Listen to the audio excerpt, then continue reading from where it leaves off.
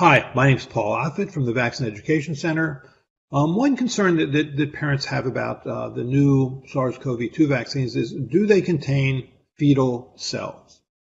There are a number of vaccines that are currently used that are given to infants and young children that originally, when they were derived from fetal cells, from pregnancies that were terminated, two pregnancies that were terminated in the early 1960s, one in England, another in Sweden, and those cells, which are now almost 60 years old, were used to make vaccines like the chickenpox vaccine and the German measles vaccine and the hepatitis A vaccine and one of the rabies vaccines.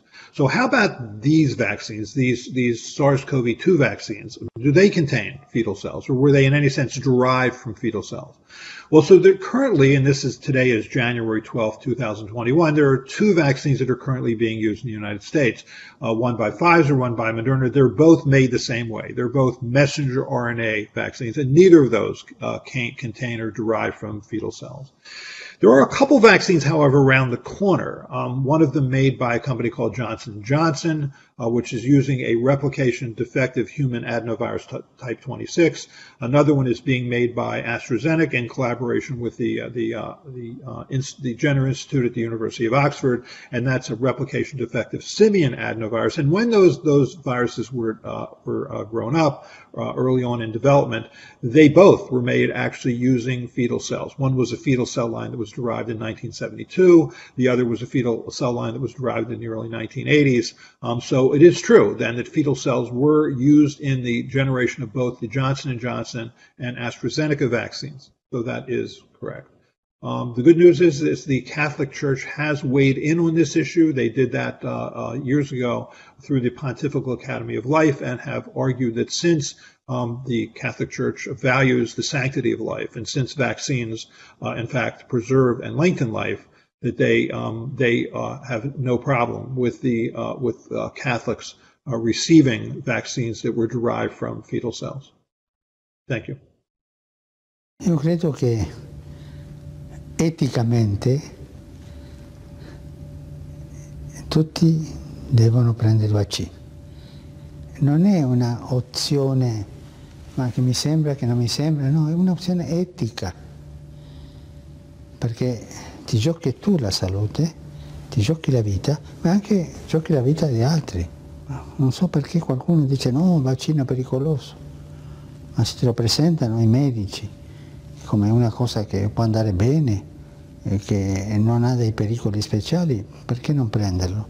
C'è un negazionismo suicida lì che io non lo saprei spiegare, ma oggi si deve prendere il vaccino. I'm Stanley Plotkin, Professor Emeritus of Pediatrics at the University of Pennsylvania. There is a lot of misunderstanding about the use of fetal cells to make vaccines.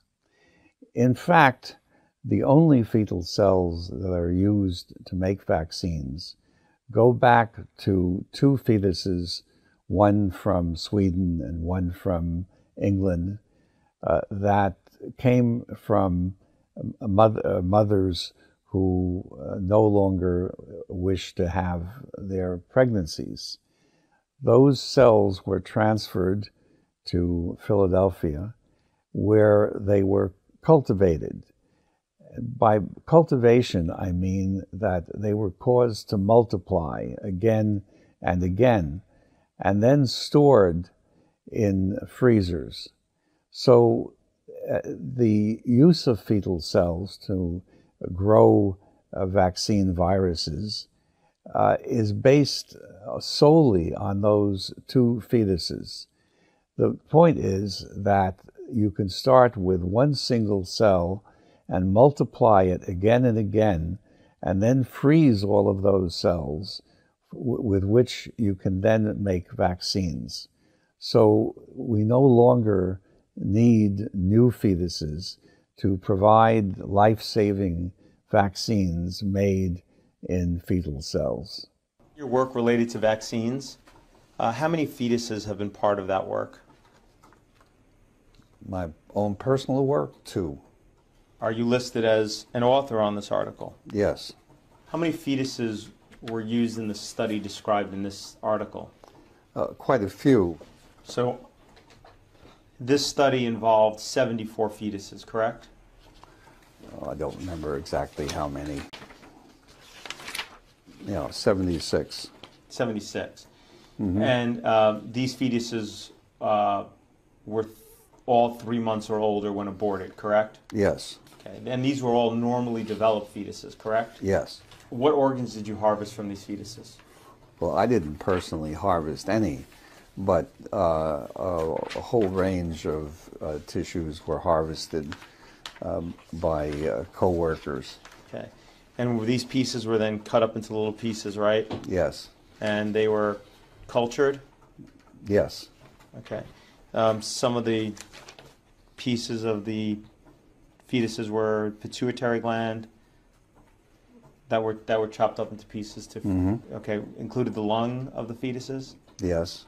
Okay, included the skin? Yes. Kidney? Yes. Spleen? Yes. Heart? Yes. Okay. And tongue? I don't recall, but yeah, probably yes. So I just want to make sure I understand. In your entire career, and this was just one study, so I'm going to ask you again. In your entire career, how many fetuses have you worked with? Well, I don't remember the exact number, but quite a few when we were studying them originally, before we decided to use them to make vaccines. Do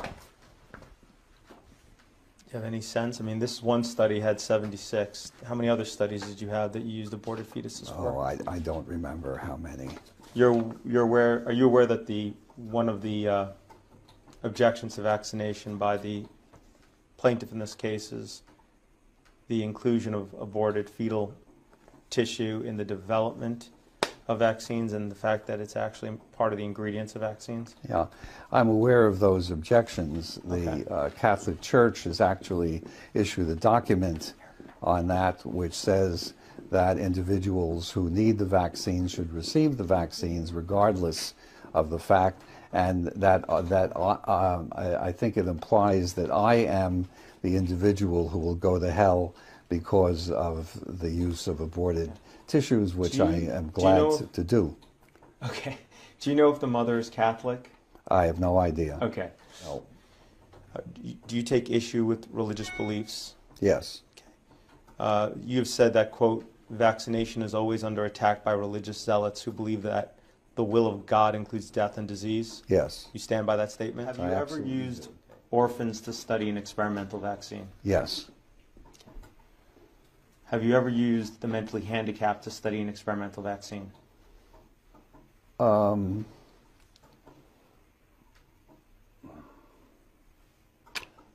don't recollect ever doing studies in mentally handicapped individuals. At the time, in the 1960s, it was not an uncommon practice. In that article, one of the things it says is one of the things it says is 13 seronegative, mentally retarded children were given RH273 vaccine. Okay, well, that's in that case, that's what I did. Okay.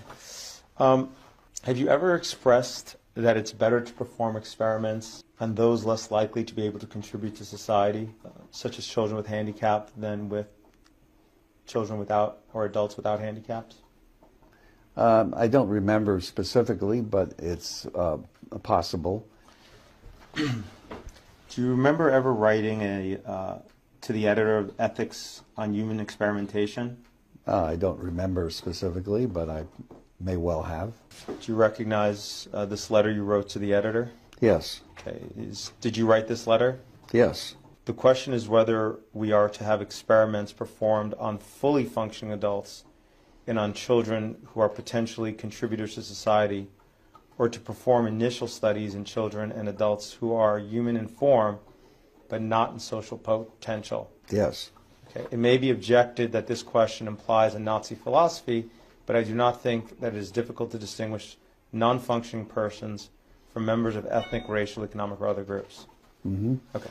Have you ever used babies of mothers in prison to study an experimental vaccine? Yes. Have you ever used individuals under colonial rule to study an experimental vaccine? Yes.